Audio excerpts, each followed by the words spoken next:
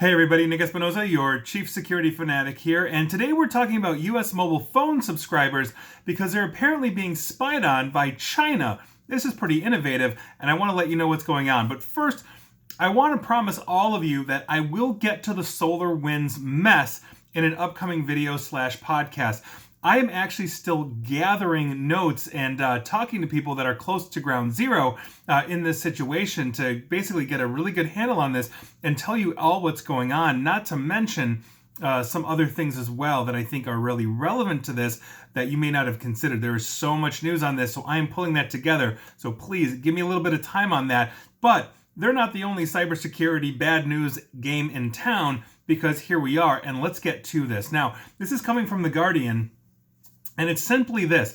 China appears to have been using mobile networks out of the Caribbean to surveil U.S. mobile phone subscribers as part of an espionage campaign against Americans. Now, this is according to mobile security data network, basically mobile network security expert Gary Miller, who analyzed all of this sensitive signals data that is going back and forth. Now, these alleged attacks appear to be enabling China to target, track, and intercept phone communications to U.S. subscribers. Now, at the heart of these allegations are claims that China, using a state-controlled mobile phone carrier, is directing signaling messages to U.S. subscribers, usually while those Americans are traveling abroad. Now, signaling messages, if you didn't know, are commands that are sent by telecom carriers across global networks, and most of this you don't know about. This is internal communication between your phone and its carrier, and this allows those carriers to locate your mobile phone,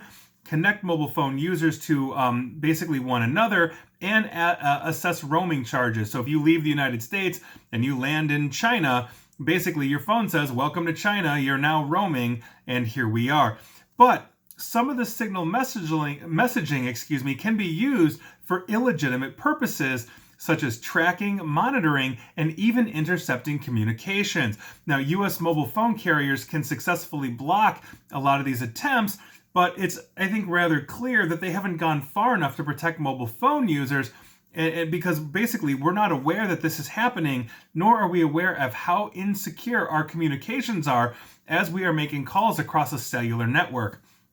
This also isn't the first time that China has made news in this vein. Miller also said that in 2018, he found that China had conducted the highest number of apparent surveillance attacks against U.S. mobile phone subscribers over both 3G and 4G networks. Remember, 3G is still around when 4G is not available, and you can still make calls and very slowly browse the internet. He also said that the vast majority of these apparent attacks were routed through a state-owned telecom carrier in China known as China Unicom, which he said pointed in a very high likelihood to a state-sponsored espionage campaign. Basically, as I've talked about before, most of the companies out of China are very much in bed with the Chinese government, and so if they are running surveillance networks, or they're going to use their own internal carriers, because China has a very tight control on both their mobile and their internet as well. Miller also found what he called unique cases in which the same mobile phone users who appear to have been targeted via China Unicom also appear to have been targeted simultaneously through two Caribbean operators. Cable and Wireless Communications, also known as Flow, out of Barbados, and Bahamas Telecommunication Company, and you can guess where they're from. So this is obviously a very serious issue. Something that cybersecurity professionals have been talking about for years now is mobile phones, or the lack thereof. Now, on the surface, what the users see is a phone number. We all know that our phone numbers really have no protection.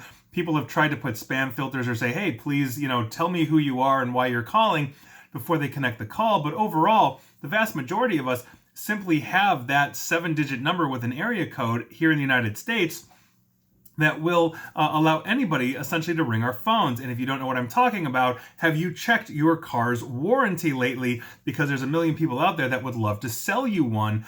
That's what we're talking about here. But on the back end, as your phone is communicating to that cell tower to go to your mobile carrier and moving a lot of data back and forth, you are sending an absolute ton of telemetry, information, data, all of this. And so if another mobile carrier that is interconnected, let's say with your mobile carrier, they may be able to start pinging your phone in a way that is going to allow them to get locations and other kind of information, including and up to communication information, and that is a terrifying prospect. All the more reason we need to start running layered encryption on our cellular connections above and beyond a VPN when we are using our phones. If we are able to use a voice over IP system that is encrypted, then that communication is significantly harder to capture, but that also doesn't negate the fact that we still have these carriers that are able to ping our location and get other data and telemetry off it. So this is a huge issue.